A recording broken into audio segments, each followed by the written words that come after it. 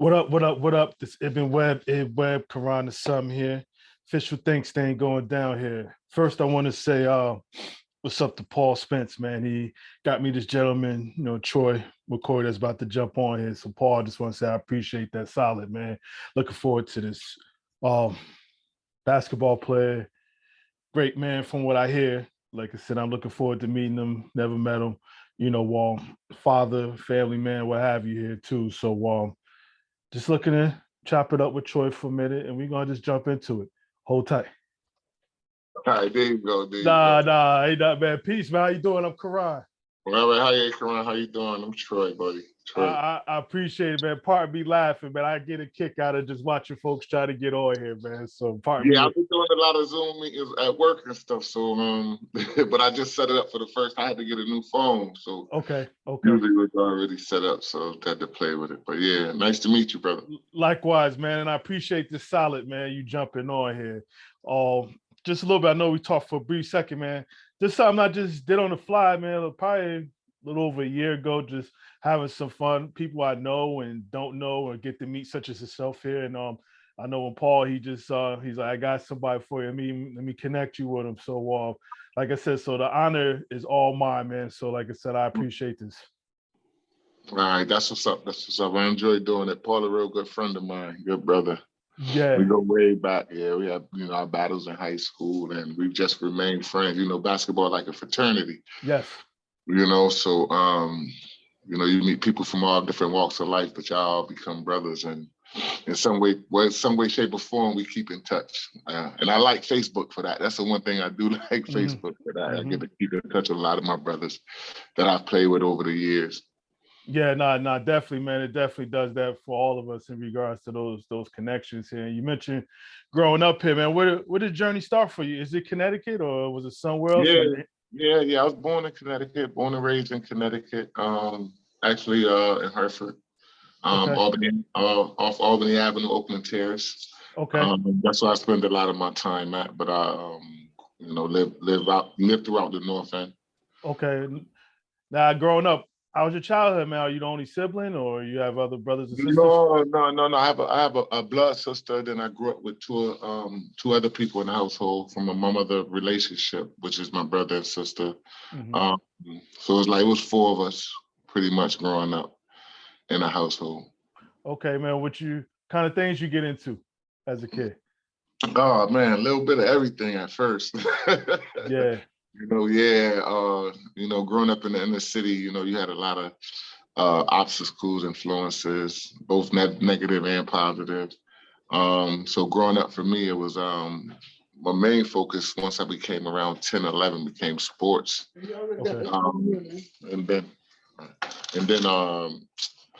running around with the friends, getting to know the neighborhood a little bit.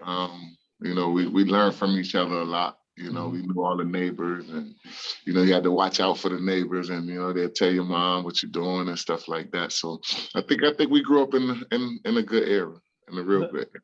Nah, definitely, man. And you mentioned the whole sports, man. What you gravitate to first as far as playing sports wise? Actually, first it was baseball. Okay. Yeah, my mother played baseball. My mother played softball over at Waverly Field in Hartford. So that was like the first stomping ground and introduction that I had to sports. So I played baseball, center field. Became pretty good at it, and then that's what I knew. When we moved to Oakland Terrace, a friend of mine introduced me to basketball and football. Like my next door neighbors, they were twins. I always say one taught me how to play basketball, the other one taught me how to fight. Yes. Damn, if you didn't need them both. Yeah, growing up.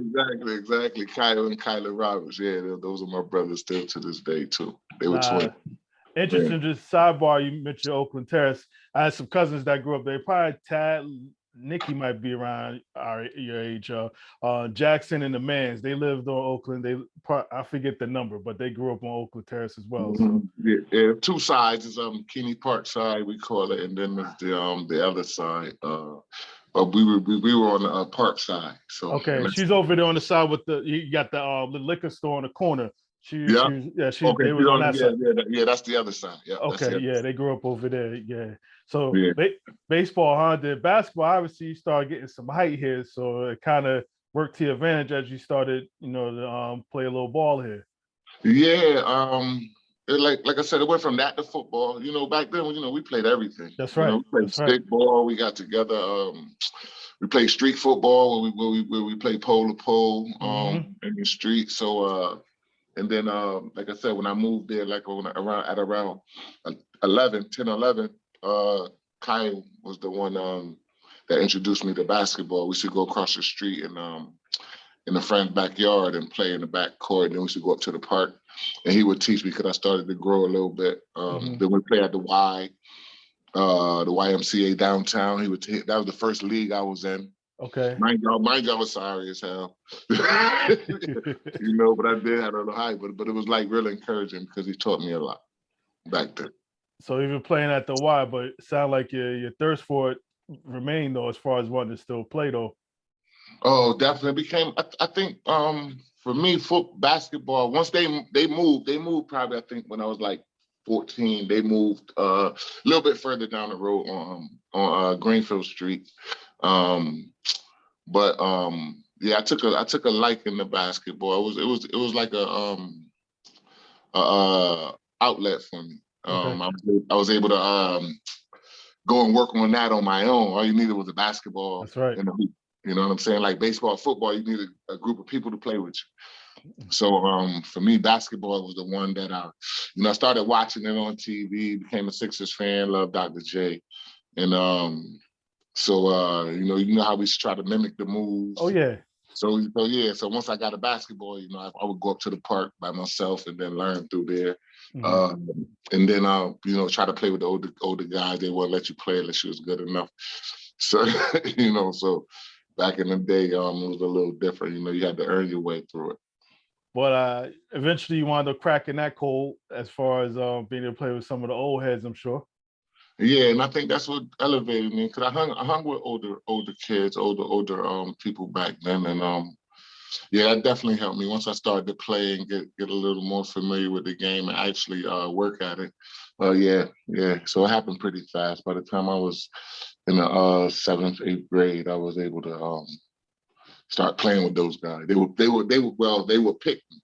As we would say, but he playing with me. And Sub was the first one when I remember to this day. He was like, he playing with me. Like he's gonna be good. So yeah. Interesting. And then even with high school and all that, I mean, being in Hartford, but do you go to East Hartford right away, or are you somewhere else? Well, like I said, my mother bought the house in '79. I was 10. Okay. And then for a while there, we still lived in Hartford, but I went to school in East Hartford for a chance of a better education. I was shipped down south with my father, where I went to Terry Sanford High School my freshman year. I only went for half a year, then I came back home. But my mom moved out to East Hartford from a relationship that she was in. So we stayed out there for like maybe 2, 3, 4 months, and then we moved back to our house in Hartford. But the school system and things were quote unquote was probably was a little better back then. And I probably needed a break from Hartford based on some of the inner city things that was going on and things that I was doing. And I liked it. So before my freshman year, I moved down south for half a year with my dad. She shipped me out with my dad, and then I came back half of the year. And she asked me where I wanted to go to school, and I told her East Hartford. So you get there, obviously, though next door is still a different world, man. Like this, how was your adjustment socially and everything else, man? How was it for you? At first, I didn't go to school a lot. I just went to school on days I could play. Like I would go to school on Tuesdays and Thursdays my freshman year. I'm gonna take the second year. I came back. They were actually waiting for me after my 8th grade year because I averaged a lot of points. I averaged almost 40 points in the 8th grade, and then my mom shipped me out that summer to my dad's. And then when I came back in December. Started going to school in January. I really didn't like school that much, but and I would go on Tuesdays and Fridays because that's the days you could play. And then so after the season, we played an alumni game, and Coach Bernie Dantley, he was our head coach. And he dropped me off because my aunt lived in East Hartford, so that's how I was able to go to school out there. So I was able to use her address, and she actually lived in the same building that my mother's friend lived in. So I was able to use her address to go to school out there. And I stayed back and forth, with between the two. But what Coach Dantley told me is like after my freshman year, he was like, quote unquote, bring your ass to school. He dropped me off at my house. He said, bring your ass to school, you're gonna get a scholarship. Like that. So and I got better. And after that I started going to school a lot more.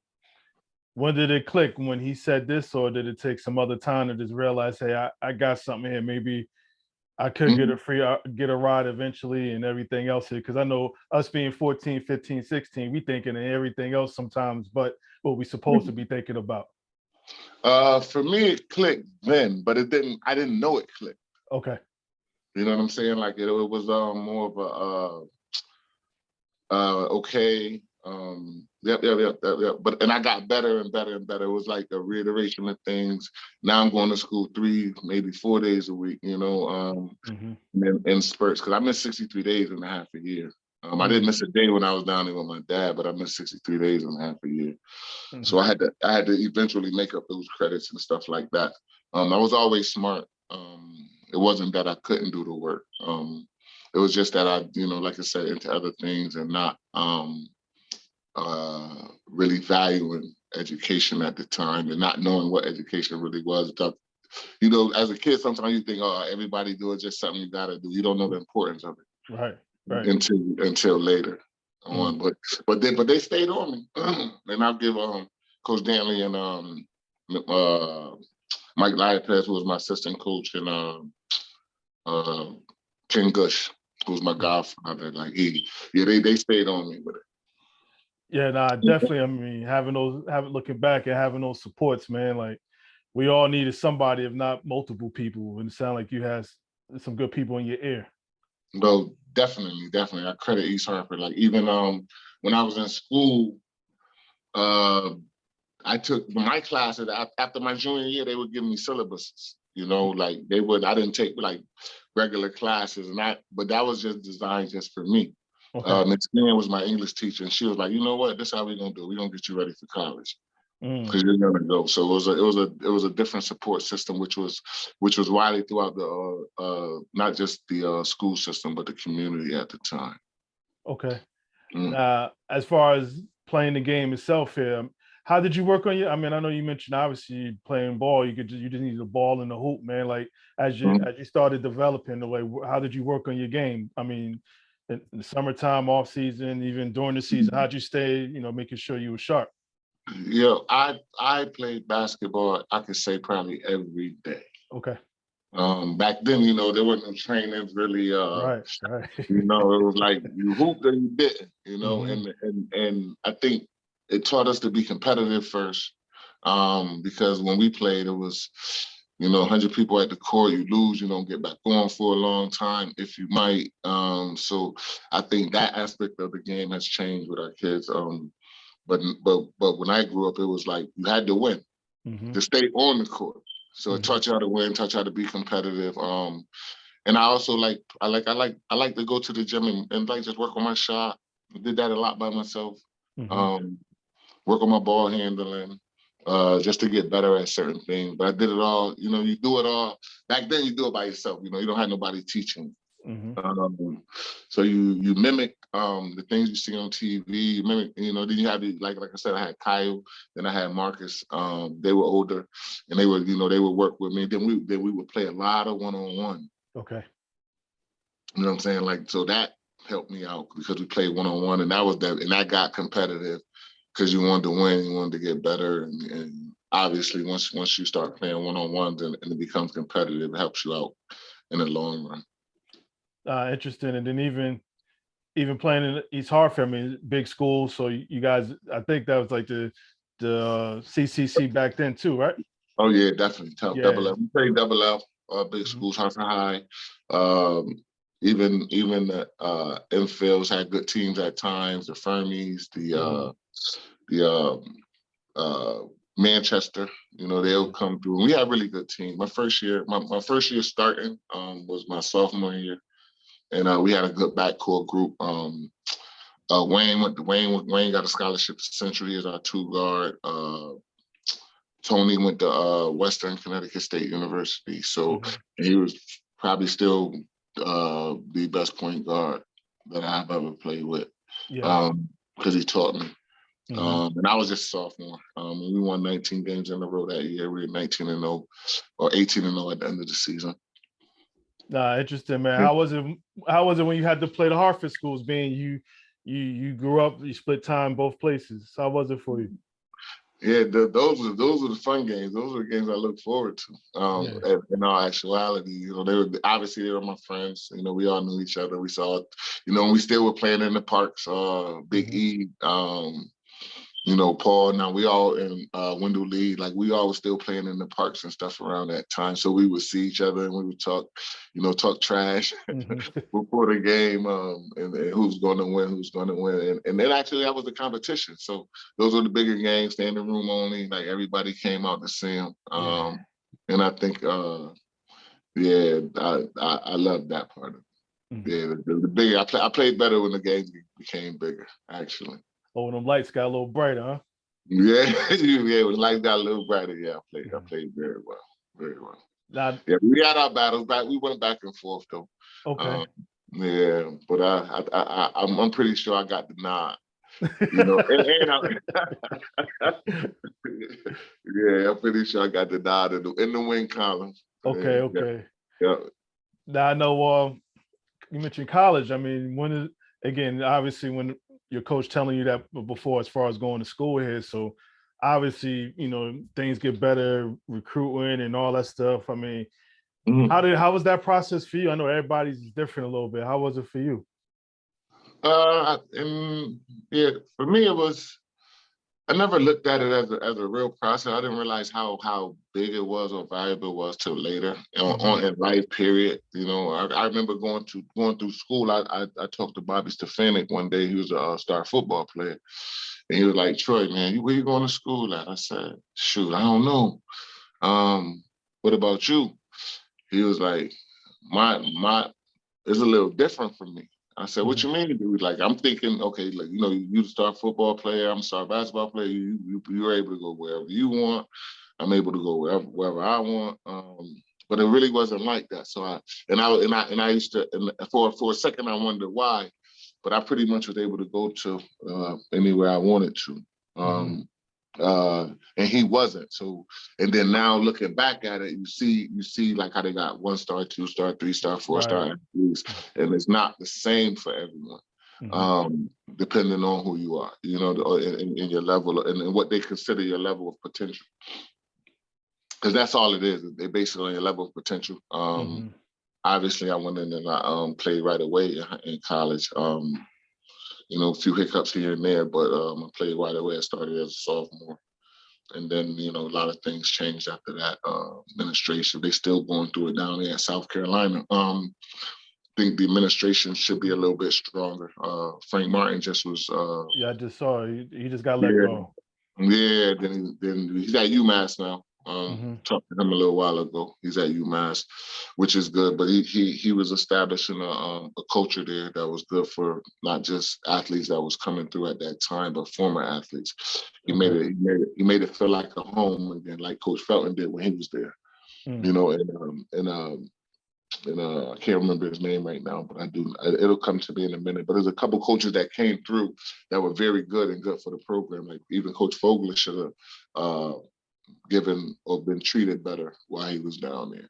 And I think the South Carolina culture needs to get a little bit better. But besides that, it was a great experience. It was, all the visits was cool. I was gonna ask you, would you visit? Yeah, well, I took I visited UConn, obviously. Visited South Carolina, visited Providence. And then I got tired of the process because it was, everywhere I visited, I wanted to go. Okay. You know, the players were amazing. The visits was obviously pretty good. You know, obviously they're courting you, so you realize it's a little different from when they're courting you to when you get there. Yes. So I tell players that, like, but yeah, everywhere you visit, you pretty much want to go. I didn't have a bad visit. You know, I was very cool. Like, you asked me my adjustment to East Hartford. It was easy because I went in the 8th grade, and I think I just needed something a little different from Hartford. Okay. You know, like, the people were different, you know, and it's like that when you're athlete, you know, don't get me wrong. Like, you know, they treat you a little different. You know, your entertainment, whatever they consider it, you know, they like you. And then once they realize you're a good person, you know, let other things, you know, happen that, you know, don't happen. Like I tell people this when I went to South Carolina. I remember my aunt saying, you know, don't go to them little towns, because my family from North Carolina. You know, they were, and I'm like, damn, what did I do? Like, you know, don't get in the car with none of them people. Like, you know what I'm saying? Like, so, but it was based off their past experiences living in the South. Right. You know, like, so I'm thinking to myself, so kind of scared, like, damn, where am I going? You know, the visit was good. You know, all the players came. The ones that were there, that they were recruiting at the time, that was from South Carolina, and the ones that were there, we all hung out. We had a great time. But then my family's saying, you know, like, I'm thinking, okay, I'm going back south. Now, mind you, I have to go visit South Carolina. And your father was down south too, right? My dad's lives in Fayetteville. Like, that's where they're from. My whole family's from Fayetteville, North Carolina, or down at Rayford. So I'm thinking, like, damn, where did I go? And then when I got down there, it was like the total opposite of what they were used to. And don't get me wrong, like, I never experienced. I think I've been called the N-word one time while I was down there. Okay. And it was just, you know, walking on the yard, me and a girl bumped into each other, and she was like, she called me the N-word, and then I turned around. I remember my teammate Mike Glover. I was like, "What'd she say?" He grabbed me. He was like, "Nah, bro." Yeah. Like we hear that all the time. Like, so, he said, we just ignore it. And so, like, but he was teaching me, and he was a sophomore when I was a freshman. And we still brothers to this day. But yeah, it was, the experience there was actually very, very, very soothing until they fired Coach Feldman. Because and he's actually the head scout with the San Antonio Spurs. He's been there for a number of years, and we still communicate in those things. So and it's interesting. You went down there, basketball wise. You went down there as they was making the transition, because I believe they was in the Metro, and then they went to the Southeast. Then they switched over while you were there, I think, right? Exactly. When I got there, we played 2 years in the Metro, high-level competition, Florida State, Cincinnati. Louisville and all of them, right? Louisville, yeah, exactly. So actually, Theron Mays was down there from New Haven. He was playing at, what was it, the Seminoles, Florida State. Yeah. And I remember talking to him after my freshman year. He's like, "Don't worry, boy, you're gonna get your chance." And I ended up starting as a sophomore. So we played 2 years in the Metro. I was able to play 2 years in the Metro and 2 years in the SEC. Yeah. Now, interesting, man. You get down there, obviously being the big fish where you at, and then you just mentioned having to wait your turn sophomore year. How was that freshman year for you, man? Was it tough? For me, it was that's the good part. I remember getting down there, because I was a scorer in high school. I'll be honest with you. Like, I averaged 30 points my senior year, 25 my junior year. I was a passing lane guy defensively. You know, I'm trying to get him on the ball. And I remember after the first, we get down there, we running up and down, you know, intramurals, and we playing, and I'm doing well. I'm playing. I could play. And then practice start, and coach says, after the first couple of weeks, Tubby Smith was actually our assistant coach. And he's like, "Look, boy, if you ain't gonna play no defense, you ain't gonna get on this court." You know what I'm saying? So and we was always ranked 1 and 2 in a lot of the major defensive categories with Georgetown at the time. And that was a transition for me. Like, even like, I could play, but I tell kids, like, I was behind the 8 ball because a lot of the players that was down there was actually being taught fundamentals and things of those sorts. Like basically like getting in the triple threads, things that I was still learning in my freshman year that I wish I already known if someone would have taught me that early. Like I could play. You know what I'm saying? Like you put me on the court, no holds barred, like I could play with the best of them. But that transition, that first 4 months was a transition to the fundamentals of the game first and learning how to play on-ball defense and off-ball defense. You know, because we were really big on that. Like we picked up full court. We ran a full court shell defense out of this world, and I had to learn like terminology. On some of those things, and you know, and I think it took away from my offense. Because as a kid, you just damn, how do, like, I'm always thinking, how do I get on the court? That's just like growing up. Like, what I have to do to be able to play with the big boys. But it was basically the same thing.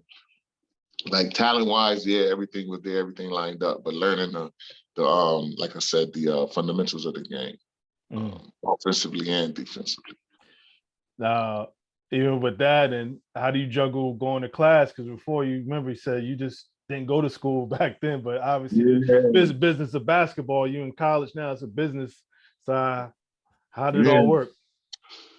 It was that part was like I tell kids now, when you go to school, you get the teachers that's sympathetic to what's going on with you, and then you get the ones that's not. Right. You get the ones that think you're privileged and things of that sort. So it's actually the you know, you get both sides of it. You know, we had a group where we knew what teachers we should take, and then we knew what teachers we had to take and how to deal with it. It was, and I also tell them this, like when you go to school on scholarship, I mean, they always say student athlete, but you're an athlete student. If practice or if you got to go to practice or the game and you got class, that game's more important. You're not going to miss a game to go to class. I mean, they can say you're a student athlete all day. Right, I mean, you have to be, you know what I mean? But you're really an athlete student, and it's something that you have to take care of. And why not just take care of it on a higher level? But you're an athlete first, because that's why you're there. And that's why you're there. And you're earning your way. There's no such thing as you going to school for free. Right. I mean, you putting your sweat equity in now. And trust me, like they own your rights when you get to school. Whatever they say do, you do, or you're not gonna be. You know, so it's the glitz and glamour of it is beautiful and it's fun and it's beautiful, but there's a lot of hard work and mental strength approaches that you need to take when you're dealing with things like that. Now, how did you take to that again? I mean, you got these practically strangers telling you got to do this, you need to do this, or else. I mean, because I mean, again, I'm sure you probably got obviously a lot of pride and everything else, and you come into a whole nother world, and folks telling you need to do this, you got to do this. Like, I learned to listen early. Okay. Throughout high school, even being in Hartford, like I was always observant, and I've learned a lot more from my peers than adults. I'll be honest with you, because that's what I ran with growing up. I ran with peers, even though most of them was older. And one thing I was taught was you listen first. You know, people that listen learn. Okay. People that talk know it all. Or think they do. I think they do. Yeah, about to say. Yeah. So I think that was a blessing for me. I learned to listen. So when I went to college, I listened a lot. You know, and you learn to deal with things, even though you don't know how to sometimes.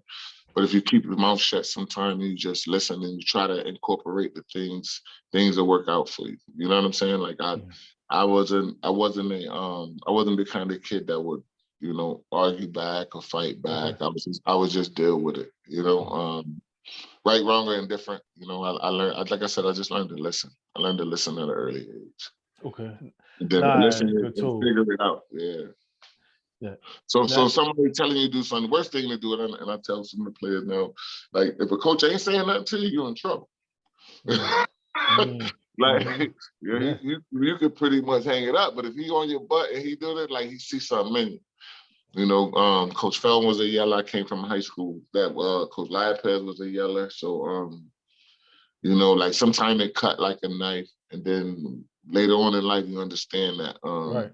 Or even during that time, once things get a little cleaned up, because there's a difference between yelling at you on the court to do something, and then after court, right after, you know, we at your house eating, you know, and talking and laughing and still being encouraged. So like, right.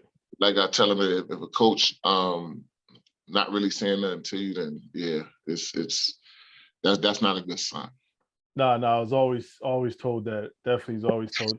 Now, while you being down at aspirations of playing in the league, did that start once you got down there, you wanted to do that, or as you started playing, did those thoughts start coming in like, hey, this can really happen, me doing something professionally? Yeah, it was after, you know, because when we grew up, the first thing was getting a scholarship. Like I didn't really, maybe a glimpse here and there about it, but I never really thought it, because there were steps you had to take. You get what I'm saying? Like they were like, okay, play in college. Once I started really thinking about getting a scholarship, that it was materializing. Okay, what school am I going to? Now when I get to school, is okay, figuring everything out to, you know, how you know, the scheduling first. You know, we was up 6 in the morning, and you know, a lot of days 6, 8 in the morning running, and then before class, and working out after. Like it was a real schedule. Like we had a real regime. Like, and I've never been part of that. You know, I remember the first time we left the weight room. Like after that week, the older players, the seniors, were waiting for us to come there. Like, watch, yeah, I'll go see. So couldn't even walk up the stairs. You know, after the workouts, you know what I'm saying, for that first week. But then they're like, nah, it's gonna go away. Don't worry, you'll be all right. So you're thinking you hurting, but you just sore, and actually your muscles getting stronger. But yeah, with that said, the playing professional part didn't really come until I'll say probably my senior year, my junior year, senior year. Okay. When I started thinking about it, because all the other players were getting recruited. That's was getting Joe Rett, Barry Manning, JoJo English, who played with the Bulls, Jamie Watson, he played with the Utah Jazz and Miami Heat. So we were a very talented bunch.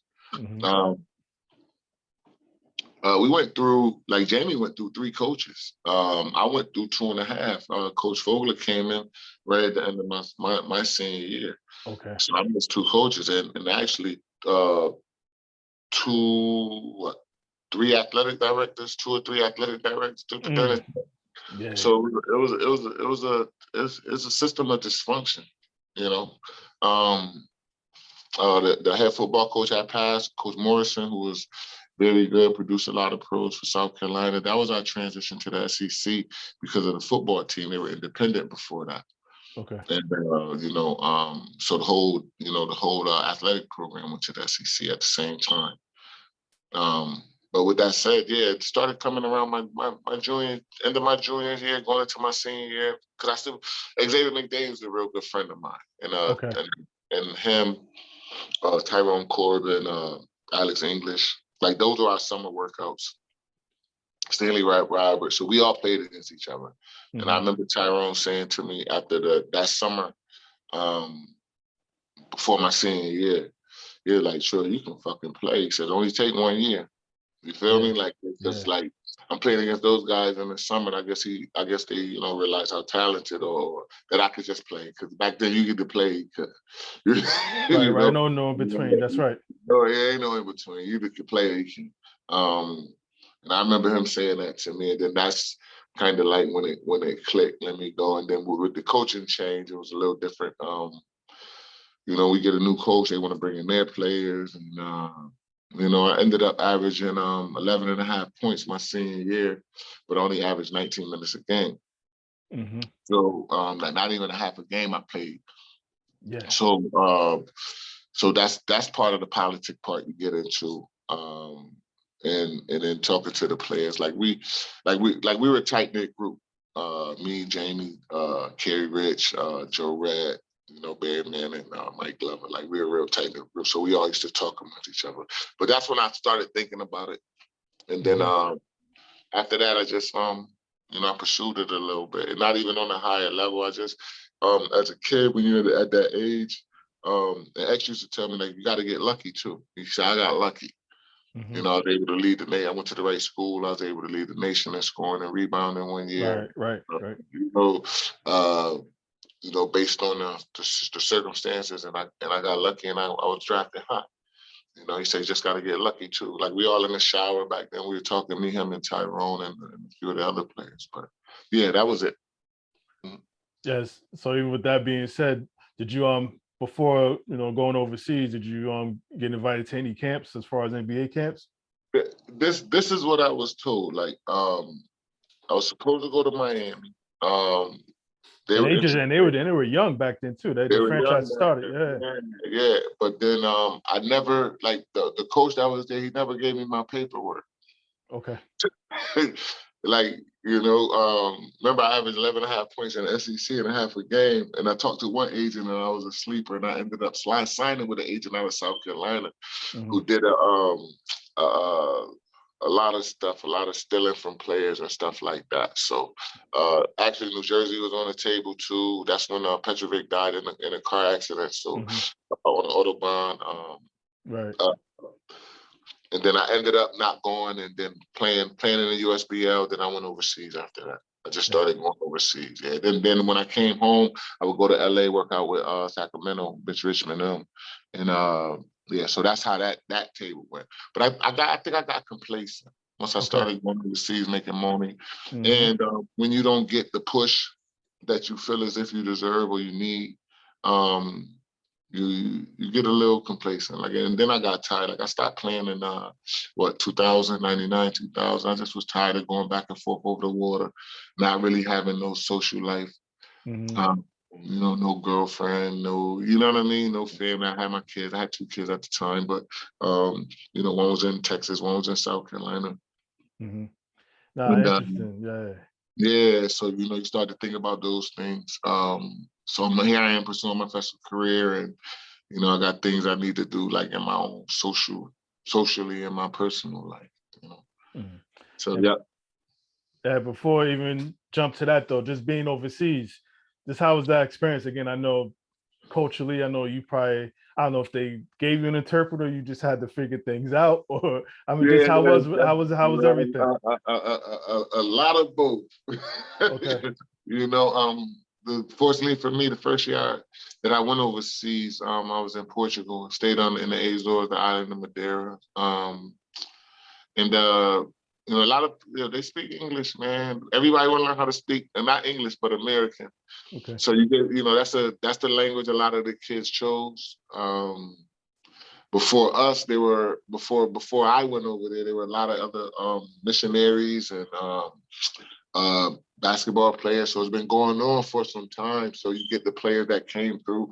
A lot of them spoke English. None of them in Portugal. None of them really didn't understand English, and because there'd been other players before me that was coming for a long time. So I think when I went, the language barrier wasn't really big. I would learn what I needed to do to order food sometime, but and I tried to speak the language a little bit, but besides that, I had no problem. And they do have the interpreter when you got to talk business and stuff like that. So.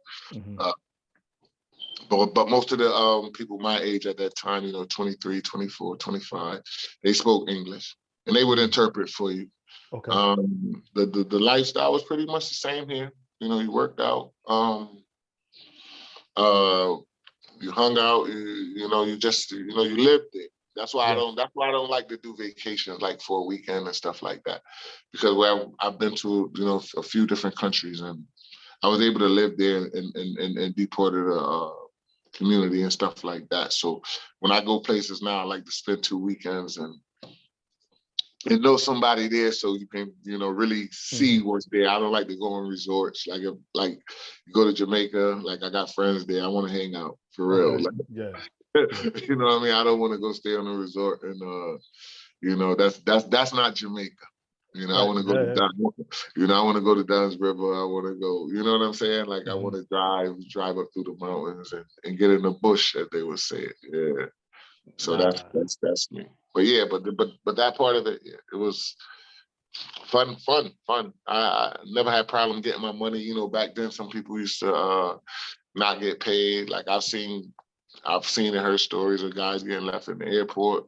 You know, like they not even because they're not the height that they want or playing one or two. Like when I was in Venezuela, that's like crazy.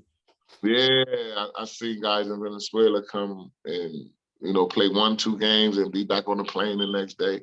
Fortunately for me, I was never sent home. Back then it was a little more cutthroat than now, but yeah. How's the competition for you out there? First year was like, I took Madeira from the second division to the first division. Okay. It was like every year, really. I mean, the competition was good. We didn't win it, but first year I averaged 42. Second year, I went straight from there. I went to Venezuela, which was a tougher league. But it still was, I played against Chris Childs, who went to the NBA right after that. Andre Dawson and Shelton Jones. Like they were on the teams some of the teams that was in Venezuela. In Venezuela, you have 3 Americans per team. Okay. And all 3 can play at the same time.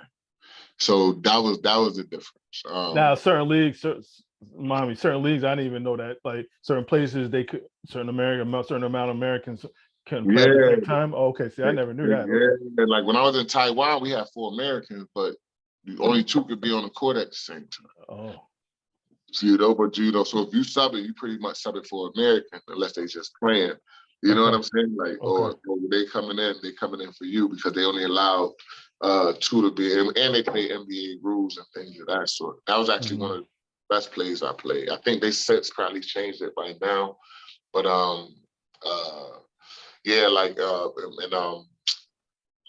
in Portugal, you got 2 Americans, period. So, and unless you become a local or you've been there long enough in order to get your passport or gain citizenship over. Okay. And that's what a lot of them do. Like if you can be there a certain amount of years, they'll make you a citizen. Then now you can play. Then you can bring in 2 more Americans. But I think with their system, which like we had high school kids on our team. They didn't play, but they worked out with us every day. And I think their system as far as bringing kids up is and that's why you're seeing more European players in the NBA now, is because they're being taught at an early age the fundamentals of the game. Did you see that? Did you see that out there? Like, hey, this is gonna be an explosion eventually. Yes, because they were getting better. They was thirsty. Like even when I was in Taiwan, I remember Johnny. He was one of the young kids, very talented point guard. He's doing very well over there. He would come and he would pick my brain. Like he would work out with me. He would want to play one-on-one with me. And I remember one game we were playing. Because I played big guard, so I would play the point too. He said to me, he was like, Troy, let me bring the ball up and you come get it when I get over half court. Because he actually played with us. You know what I'm saying? Okay. He said, that way you won't be tired. You know what I'm saying? I'm thinking to myself, like, you know what? This little motherfucker, right? Yeah. You know what I'm saying? And we did that. We ended up winning that series. So yeah, it was nice. It was, and just to see the evolution. Like I saw in Portugal, the same thing. They would leave high school, they would come to our practice, they would still play their high school games, and the team would pay them. And they would get a little bit of money. You get what I'm saying? Yes, so like that's their profession. So now if you're, as a kid, now think about that. Me coming through high school, I get to go work out with the Boston Celtics. I'm in the 10th, 11th, 12th grade. Yeah. I get a stipend. You know what I'm saying? Like travel, whatever. Imagine how good I could be. Yeah, that makes sense. Yeah. Just imagine. Like I'm leaving practice. I'm going up to Boston 2-3 days a week. To work out with Jason Tatum. You know what I'm saying? During practice. Imagine how good I could be. Yeah. So and that was their system. So that's why you see the influx of athletes coming from overseas now. Okay. Yeah. Now I know you mentioned as far as you know when was your time as far as with daughters and other stuff as far as how was that transition when the ball stopped, man, and you just got going with the rest of your life? Man, it was rough, bro. Like I ain't gonna lie, not financially, it was rough mentally. Okay. Because you're not, as an athlete, like you're conditioned a certain way. Like you have to be a certain way on the court and off the court. Like I still played locally, and actually I was going to go back and play. Okay. And then I had got shot in 2000. I was a victim of a drive-by, random downtown, and it was difficult because you got to transition. So for athletes to transition back into everyday, what am I going to do? Get a job, blah. The money wasn't that great the way I ain't have to work no more. You know what I'm saying? So that's the right things to take care of. The transition was different. It's more difference on a time basis. Okay. You know what I'm saying? Like how to manage the time, and then now you're working a regular 9 to 5. Remember, I used to work 2 hours a day, 2.5 hours a day. Right. Now I'm transitioning to an 8-hour work day. Still having things to do, and still wondering what if. Like I tell people this: the dreams don't go away for a minute. Okay. You know what I'm saying? Like it's and it wasn't. It's not like it's traumatizing, but it's just there. You get what I'm saying? Like I remember dreaming Coach Felton yelling at me. We winning the game, me taking a shot, then waking up, like gotta win the game. Like all that stuff happened for years before I became comfortable within my own self and not knowing how to deal with it at times. You know what I'm saying? Like so I kind of indulged it back into because when you play basketball, you establish a brotherhood. Y'all are around each other a lot. Right. You get what I'm saying? Like it's like and we were like a family in South Carolina. Like we really like every day. We was every day with each other. So and when I came home to one of my older friends, my best friend Rob Graham, like we all gravitated because we all he played at Central. DC played football at Central, so there's I hung out with a lot of athletes that had finished playing or, played somewhere, and we would still play locally. So we spent a lot of time together that way. So I think that was my solace. Okay. And getting back home and then still getting to the, getting into the workforce and things of that sort. You mentioned it, and October 23rd, 2000, man, changed your life. Yeah, October 23rd, 2000, October 21st. 21st, my bad. No, it's okay. October 20th. Yeah, it was definitely, but it gave I think it gave me a point to where that's when you understand where I became to really look for my purpose. Okay. Because I made it through that. I made it through getting shot, made it through that time, and it gave me a point to where I really started to, because I asked God, I asked the universe to why am I here? I need to know what my purpose is, because for me to survive this, because I got shot, I got hit in the heart and in the intestines, so the two of the worst places you can be hit, but and at that time he showed me over a period of time, like he really showed me what was my calling. So I think that's the positivity I take out of that. I don't even look at that negative. Okay. Like I think I needed to sit down for a minute. And obviously it wasn't, that type of situation to where something happened to where I needed to be shot. You know what I'm saying? Like, I'll be honest with you. But yeah, it was a time where I needed to see, okay, your talents is always here. You need to go this way, not that way. That's what it was. Not going that way. What did it mean for you since then? Man, I actually I work for the city of Hartford. Okay. I'm a rec counselor. You know, I help to run all the recreational centers in the city of Hartford. Mm-hmm.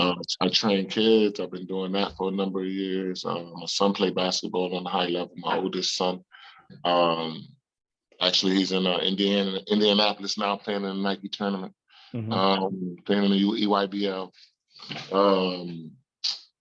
And I got a more focus for a lot of community stuff, you know, like especially our kids. You know, they're going through a lot. So we're trying to provide safe havens for our kids to come to and be able to come in and be at peace and learn. I think there's a lot of things structured too much for them now, because they have problems with like performing basic tasks. Some kids can't even change a tire. Right. You know, but yeah, I know he put me in a place to help and serve some of these kids, especially kids that want to play basketball or sports. We put together some groups of teams that's together for football, basketball, and baseball.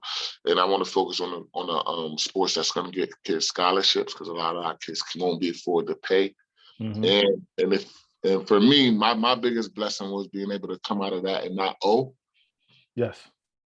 You know, come out of that educational piece from college and not owe a dime to anybody. You know, and I tell people this: college is great because even some of the parking tickets I left were paid. yeah. You know, and not by me. You know what I'm saying? So, especially being down south, they come find you and you be locked up off a parking ticket. Exactly. Because I remember I called down for my transcripts. Because I remember saying to my mom when I got my degree, "Hey, Mom, this for you. I probably will never be able to do. I won't need it, you know, because I'm thinking maybe I'm going to the NBA. I'm going to go overseas, make a lot of money, and I ended up having to use it. You get what I'm saying? But I did that for her and then my godparents and the people at East Hartford. I made sure I got my degree, and I didn't. But yeah, so now that where I'm at.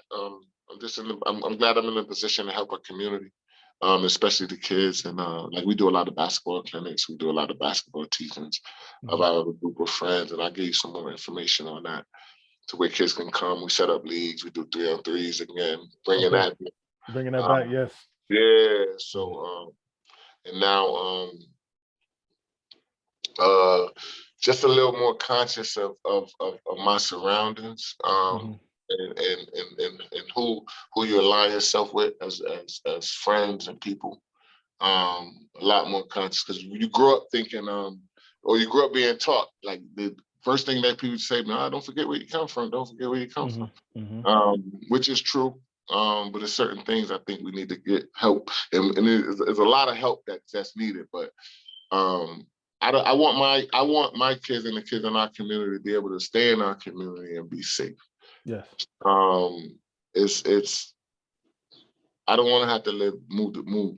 Feel like I got to move to Glastonbury to be safe, or move to Avon. I'm trying to help to figure out to where, like, I feel comfortable in my community. I'll be honest with you. For every one person that's there, I can name you 100 that's good. I'm right here in Hartford too, man. So I get it.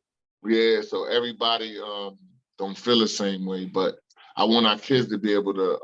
I don't want to have to worry about hearing about somebody passing away that's young. So just that's the part that eats at me.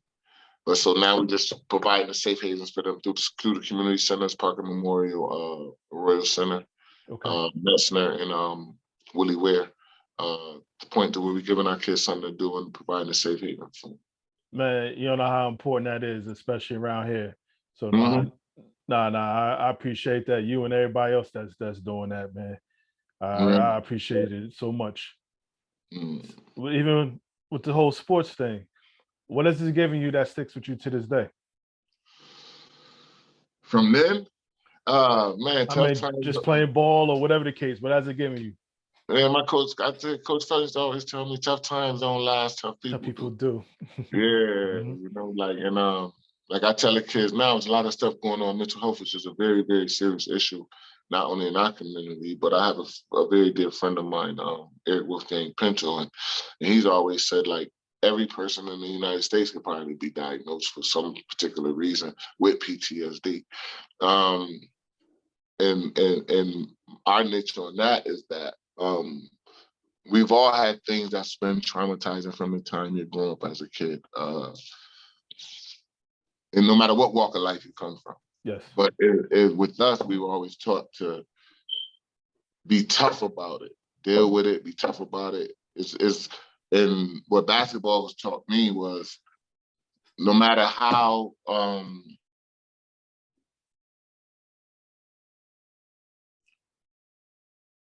hold on. There we go. No matter how great, like you can hit the last second shot, or you can turn the ball over and lose the game. Mm-hmm.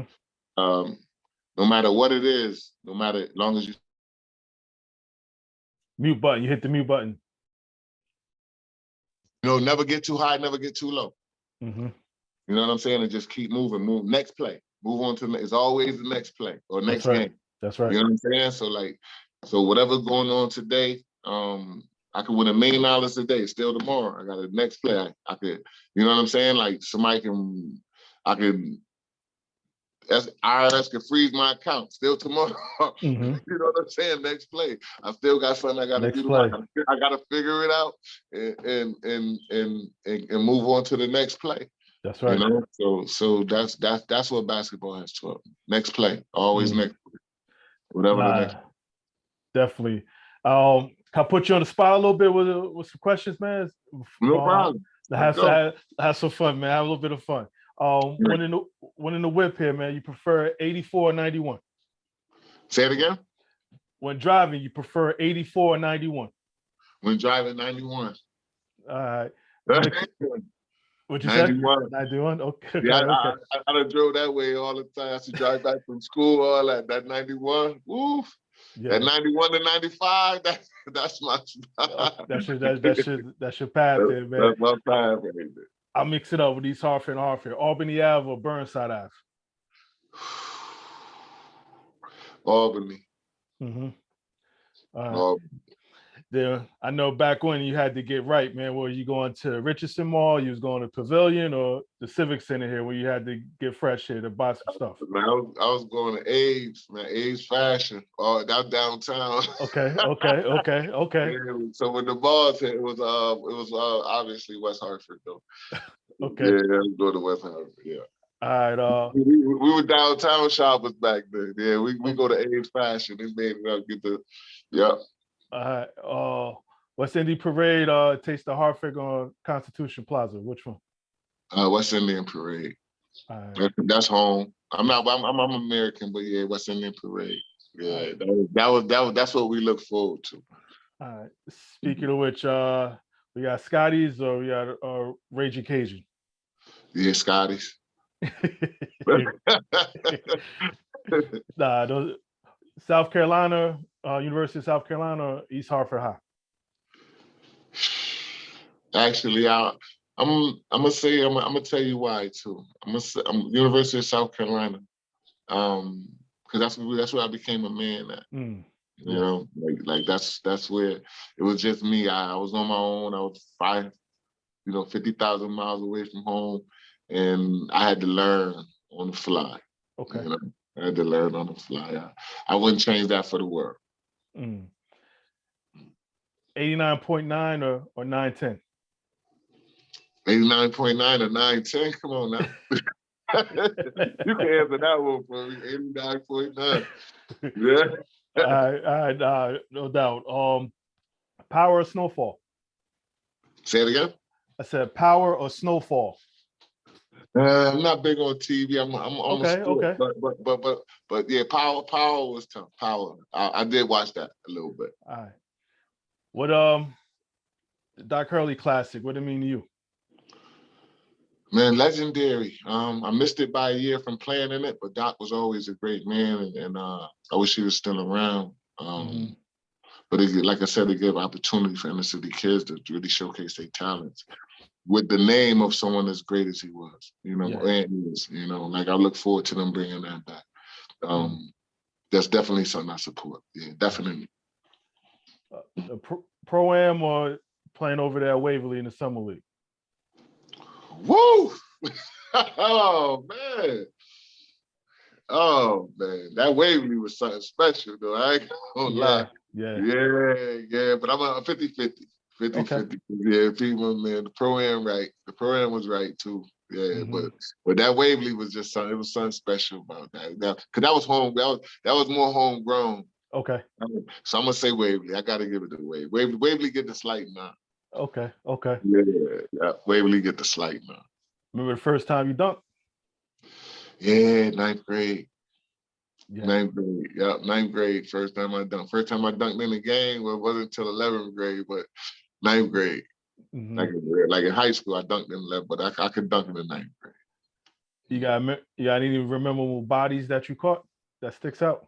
Just throughout your life, remember? Yeah. Terry Smith, Eric Williams from Bloomfield.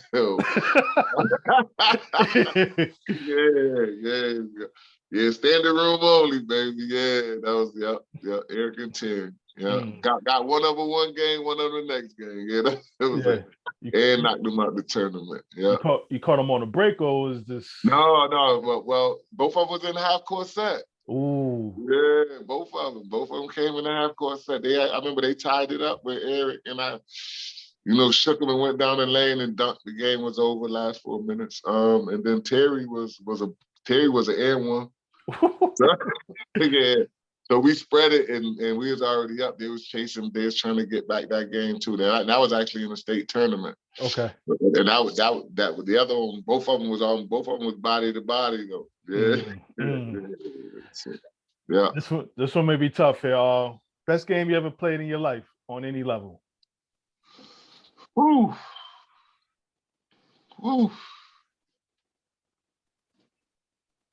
Wow. I'm gonna go all three. High school,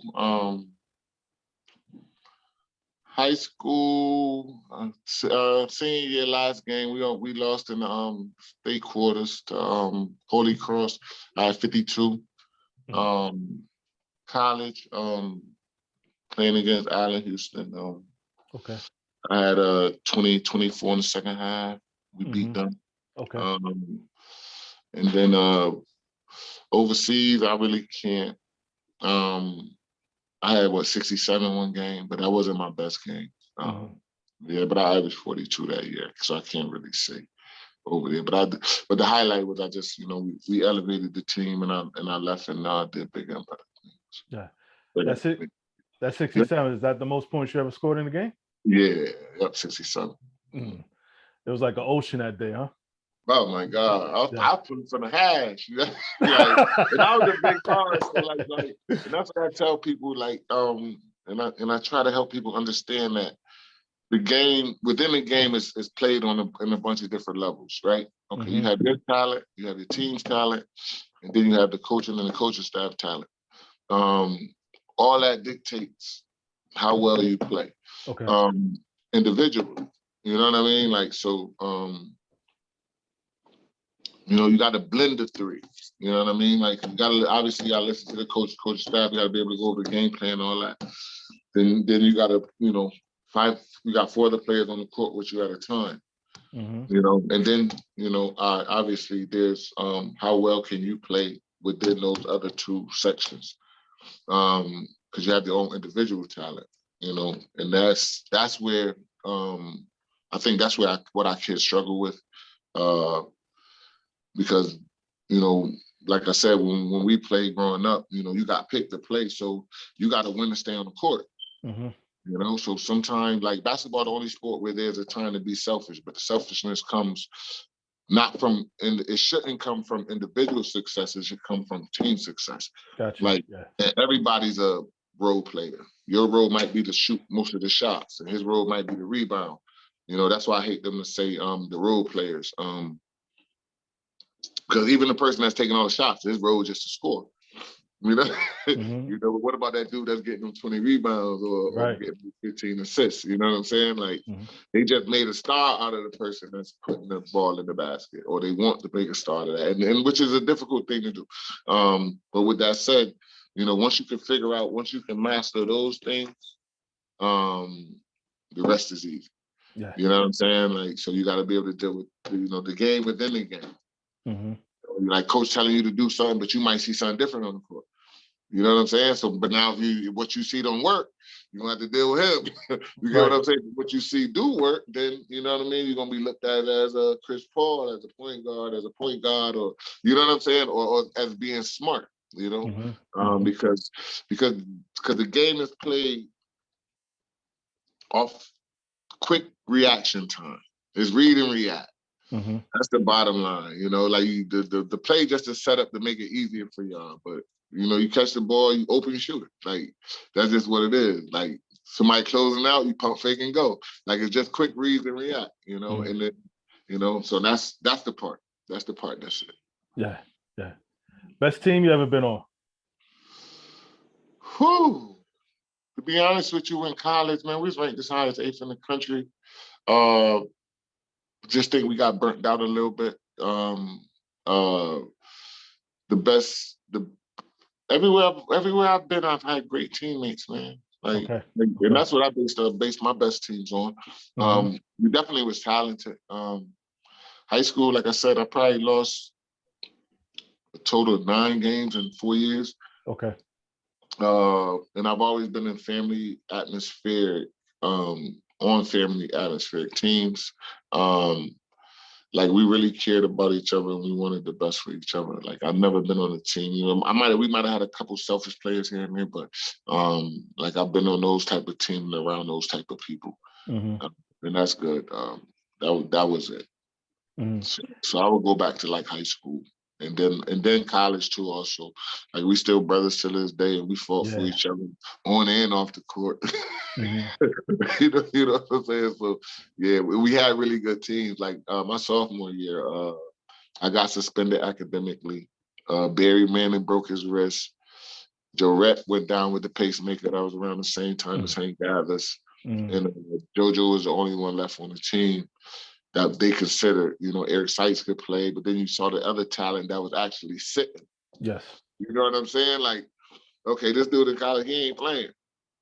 Well, how did they beat Louisville? You know, when these 3 players are gone who were starters, and now you're left with, you know, players that really wasn't playing. Oh, they could play too. Yeah, if they wasn't there, they wouldn't be there if they couldn't play. You know what I'm saying? Like, so that's when you get into who the coach likes more, or what fits their system and things of that sort. Because I remember, like, even with Coach Felton, when Brent Price was there my freshman year, and we had nothing but athletes, and we ran a flex pretty much just for him. The flex, yeah. You get what I'm saying? Because nobody else was coming off screen shooting. We was just straight downhill running, jumping defense, jump. You know what I'm saying? Rebound, kick. You know, we pretty much ran the flex for him. Okay. You know, and don't get me wrong, he shoot the lights out. You know, he could definitely shoot the lights out, but that offense was for him. You know, it didn't fit our style of play. As soon as he left, we changed. You get what I'm saying? Yes. Like, so that's the, you know, as soon as you transfer back to Oklahoma. Now, somebody who should have made it, however you want to define made it. Somebody who should have made it. Somebody who should have made it. Let me think. I done been through quite a few places. Myself. Okay. Yeah, myself. Yeah, okay. I really do believe that. Like, and what I define as make it, because I did make it. Like I've always everything. I not even wish if Connecticut, right? We got so much talent here in Connecticut, right? But we don't have the support system that the New York and the Boston have, where the former players that played on that level come back and teach, or come back and help enough to see what's going on. Like I feel like Mike, and I love Mike Adams, You know what I mean? Like I've heard a lot about Rick Horn. Mm-hmm. We don't have that system in place to where they come back and then, because quote unquote, I'll be honest with you, all it's about is the stamp sometimes. You know what I mean? Right. Like, you know, oh no, this kid can play, boom, boom, boom, he works out with me, or you know what I'm saying? Like, and that's what a lot of the players across the country get that we don't get. So when our kids go to these camps and things of that sort, they don't have that stamp. Right. You get what I'm saying? The saying, oh, they push to the back, so nobody really look. Like you really got to, and then, because I see players now really with 4 or 5 stars that I'm looking at like, okay. Mm-hmm. You know what I'm saying? I'm trying to see what they see. And then but our players don't have that stamp. So if Connecticut, so the system in place to where you get to work and you got the connections, that's all you need. That's right. Because it's more so who you know. Because once somebody can say, oh yeah, this kid really can play, and he's put on that stage with people that can play, then that's different. Mm-hmm. Like Connecticut don't have that stamp. So we in the middle. We either go to New York or we go to Boston. No, definitely. And I've heard that a lot. I've heard that a whole lot. Yep. So when you look at the kids that's on those New York and Boston teams, you be like, God damn, how come they always together? Mm-hmm. Yes. You get what I'm saying? Like, and that's the difference. Mm-hmm. Like they, you know what I mean? They doing well on those teams. Imagine if all those kids was on the same team coming out of Connecticut. Mm-hmm. It'd be a different ball game. Leave a different ball game then, because now they want to deal with the favoritism of being from New York or being from Boston by the coaches and things of that sort. Right. That's why I say coaches definitely can make you or break you. Mm-hmm. You know what I'm saying? Like, so that's the difference. Like, if Coach Felton, if they didn't fire Coach Felton, a lot of us would have made a lot of money. Yeah. Nah. That whole coach thing, yes. Yeah, so it's big. Mm-hmm. That's why I agree to disagree with the portal. Oh, the whole transfer portal, I know. Okay. Yeah, it's a little too quick. It's a little too, because what the transfer portal does is, on the good side, it allows a kid that's not getting his fair or feel as if he doesn't get his fair shake to move on and play right away. But at the end of the day, we're not holding our kids accountable for their words and their decision making. You get what I'm saying? So now, I don't think if they do transfer, I don't think they should be able to play right away, to be honest with you. Okay. And it hurts the kids that's coming up after you. Because now a coach going to say, like I seen one kid jump in the portal that, like the NBA looking at. Mm-hmm. You know what I'm saying? Like, come on, man. Like, what's the, you learn more from stuff that's tougher on you than stuff that's easy. You get what I'm saying? Oh yeah, I totally agree. Yeah. Like, you gotta have that grit, So, like, if it's a situation where you want to come closer to home or something like that, I get it. But just to be transferring, or to think you got a better, like, the grass ain't always green on the other side. Mm-hmm. You know what I'm saying? Like, so make your way and be held accountable, because you're gonna be held accountable for your decisions when you hit this real world. Yes. You're definitely gonna be held accountable for your decisions. You're not gonna just be able to run here, run there, and do all that stuff. Mm-hmm. So yeah, that's it. I know. I spoke about Waverly before. So, who would you bring to you if you had a one game championship? Who you bringing with you? Who's your 5 you bringing with you to go play at Waverly? You pick anybody you want. Yeah, I'm telling you, James Coleman, Mm-hmm. definitely Rob Grant, Wendell Lee, and outside of myself, who the 5th one? James Coleman, Rob Grant, Wendell Lee, and Herdell Christie. Okay. Yeah. I mean, if you're struggling, we could throw a 6-man on there too. If you need only somebody else. I'm getting my boy Ooze, Mike Williams. Yeah, rest in peace. Yeah.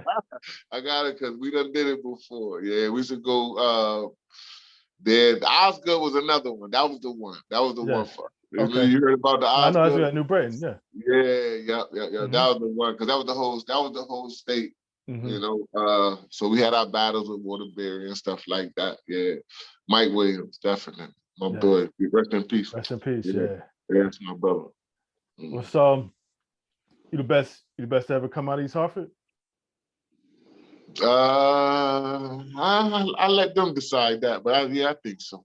Okay, you let them decide, but you think so? Yeah, I'm supposed to think that though. You get what I'm saying? Most definitely, most definitely. Yeah, when you make size with ability, we got some tough ones. Will Solomon, Doug, Dougie, you know, but just size and ability. I was the forefront. I'm still the all-time leading scorer too. So you are okay. Yeah, so nah, it's we had some good ones, man. I always support them guys, you know, like Will was tough, real tough.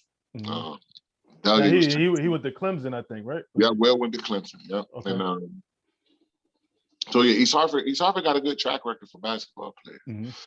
Like we got some real dogs, you know, but we all from Hartford. Yeah. Just get that address. That's all. I will say that, yeah. It do got the Hartford on it though, yeah. So it is, yeah. Now we all really talented kids though, coming up, and the system put in place there is a system of, for us it was a system of love. You get what I'm saying? Like they made sure they put us in the right position to get to where we had to get to. You know, and to do some of the things that we needed to do as not just athletes, but as students and young men. Like I remember they had me going around talking to kids my junior and senior year about the importance of not being on drugs and things of that sort. You know, like just community stuff. Yes. Like me and all that. I thought community service was something you did when you got in trouble. Yeah, in trouble. You know? You know what I'm saying? Like, and it's not. You know, like it's something that we should be doing and teaching our kids at an early age. You know, like certain people, you know, be in certain situations for whatever reason. But you know, we have to still get back to the support system, supporting our community as a whole. Yes. You know, because you got to live here, you know, with people like-minded and that look like you, breathe like you, and you know, and like the things that you like. You know, I don't eat sushi. I'm not going to a sushi shop. You know what I mean? I want me some fried jerk chicken or something like that. You know what I'm saying? Like, where am I gonna get that from? I can't get that in Glastonbury at 9 o'clock at night. You know? No, you're right. You know, you're right. If I wanted to, so now I have to drive all the way here. You know what I'm saying? Like, I don't want to. I want our kids to start understanding things like that. And the way you do that is get back to our roots, become peaceful people. You know? Yes. But that's the bottom line. What's best part about being Troy McKoy? Man, get a lot of love, man. Like got a lot of good people around me. The best part, the things that I do, like you said, like I've learned to surround myself with like-minded people. Okay. The best part about being me is you know, I'm positive. I've learned to become neutral. I don't indulge. I'm not negative at all. And we have fun. Like people that we really caring people on my side. Okay. That's the best part about me. Like I don't have no problem. I can go anywhere I want to go. No problem. North end, south end, east end, west end. You know, like and I can blend in. So like it's cool. I'm a chameleon. That's the best part about being Troy McKoy, being a chameleon. Nah, that's what it is, man. I know you've had a ton of them on, off the court, just life in general. Three of your best moments in your life up to this point, any three? Two. First one is actually being an athlete. Okay. is one of the best points of my life because it helped round me off as a person, being able to travel and live in different cultures and things of that sort. And it's really only the other thing is forgiving the person that shot me. Yeah, I mean that's like it means more to me than anything. Yeah. Book on your life, what would you call it?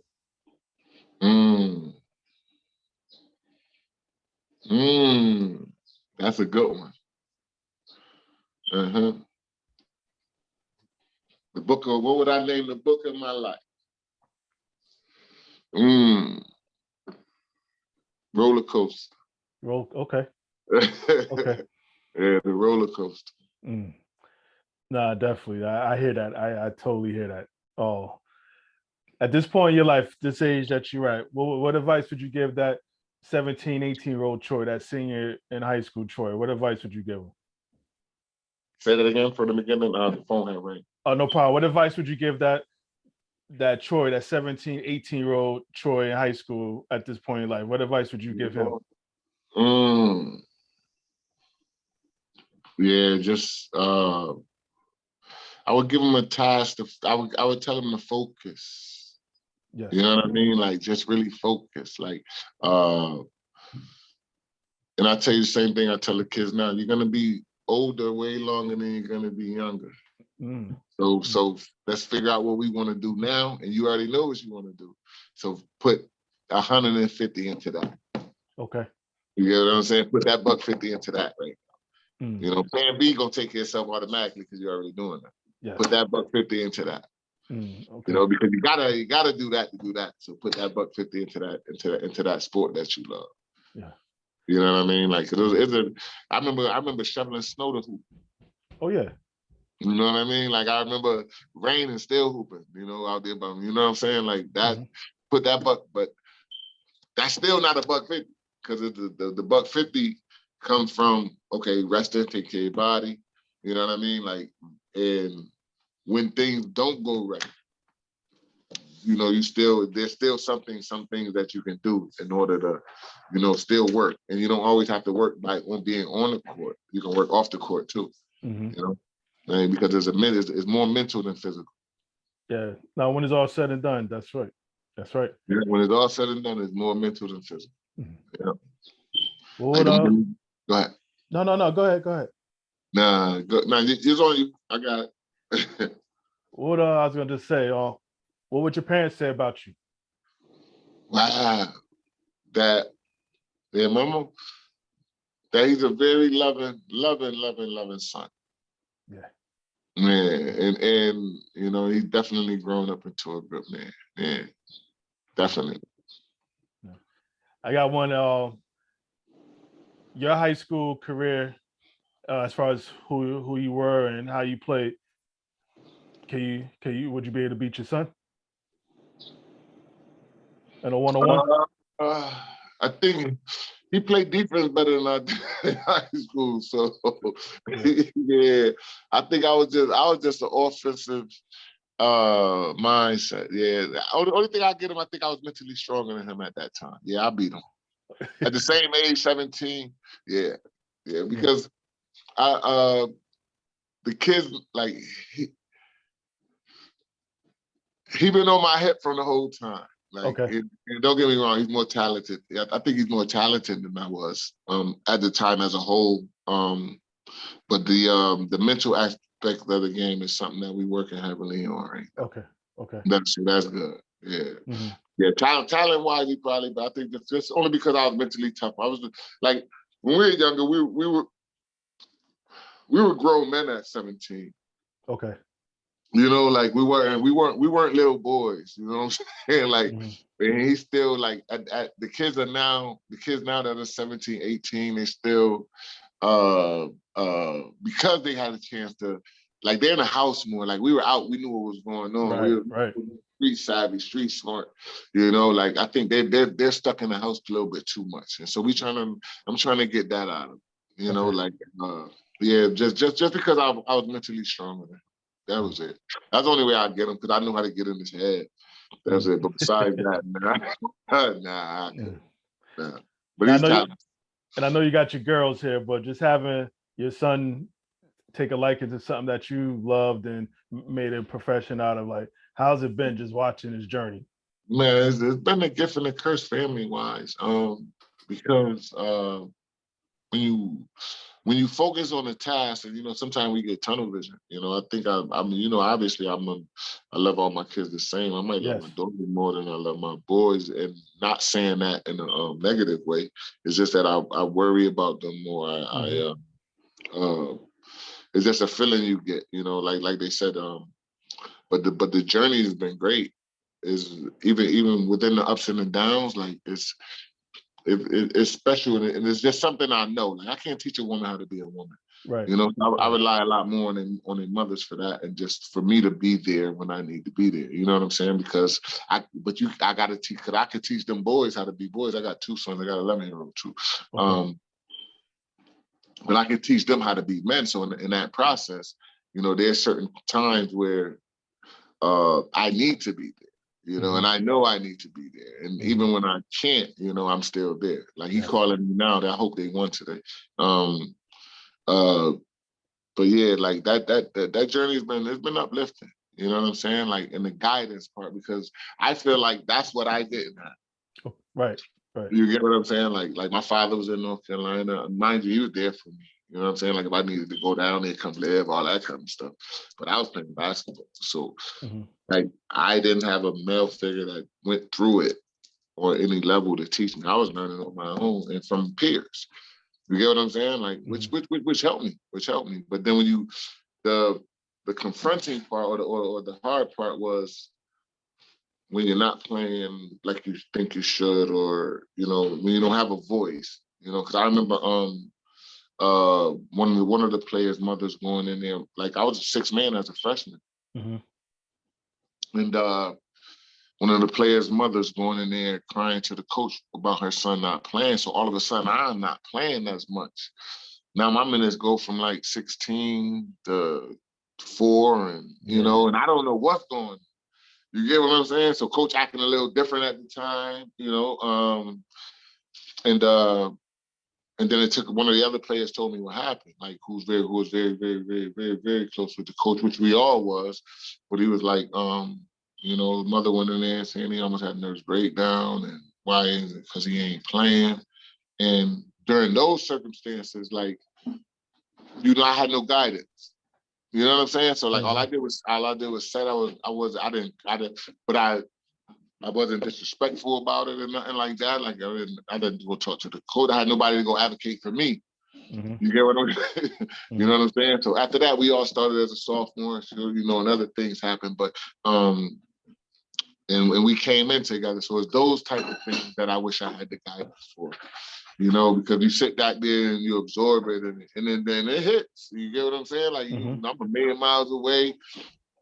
I'm here to play, and it wasn't because I was playing to go to the NBA, because I wasn't even thinking about that at the time.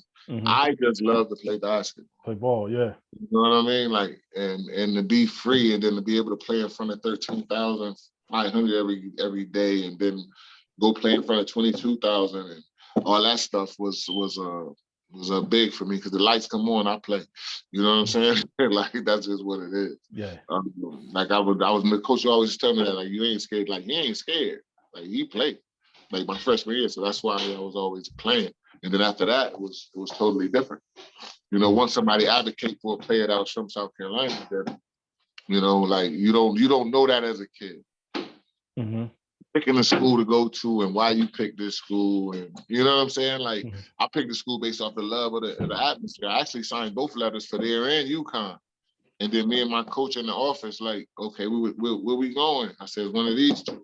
You know, and just so happened in his classroom, which he was teaching science, Coach Felton had called from South Carolina, so I took that as a sign. Like I had no guidance even on the school out here.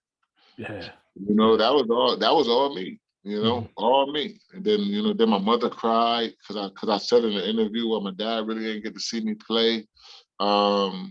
And, you know, he'll be closer. He'll be able to see me play a little more. She cried, said, you know, my sister called me, you got mommy crying, talking about you want to go to school because of your dad down there.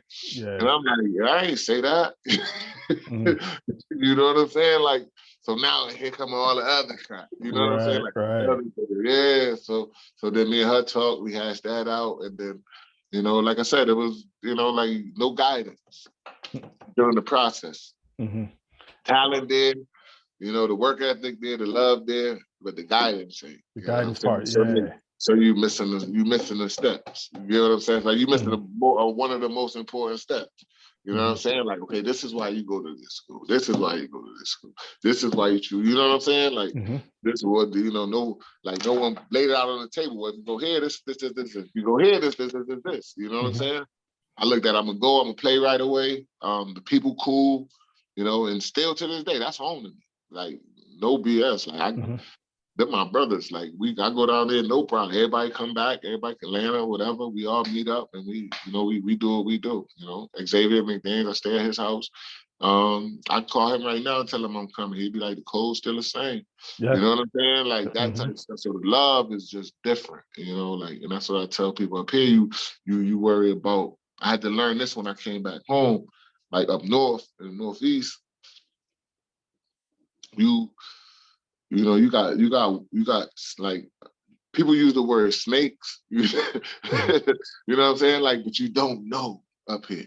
You get what I'm saying? Like down south, the one thing I love about the South, like, you know where you stand. You know where you stand with everybody. If the person racist, you gonna know. You get what I'm saying? Like, if the person don't like you, you gonna know. You know, if the person mess with you, you gonna know. They like you, they love you, you gonna know. Like up here, you don't know. You know what I'm saying? Like, I learned how to not to know, you know? Yeah. You know, I had to learn how to not to know all over again, because that's where I became a man. You know what I'm saying? So now, that's the difference. That's the difference. No, it's interesting. You said the whole book on, as far as title and roller coaster here, man.